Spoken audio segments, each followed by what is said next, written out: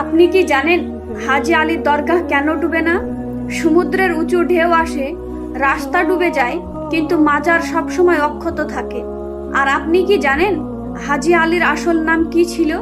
কেন তার দরগা মুম্বাইতেই তৈরি হয়েছে? চলুন জেনে নেওয়া যাক আজকের এই ভিডিওতে। হাজি আলীর আসল নাম ছিল হাজি আলী শাহ বুখারী। তিনি প্রথমে একজন ধনী ব্যবসায়ী ছিলেন, কিন্তু একদিন তার মন দুনিয়ার প্রতি অনাগ্রহী হয়ে ওঠে।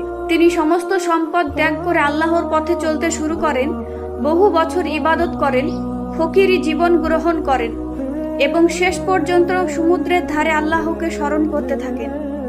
মানুষের রেওয়াতে অনুযায়ী যখন তার ইন্তেকাল হয়, তখন তার জানাজার নৌকা নিজে নিজেই সমুদ্রে ভেসে চলতে থাকে।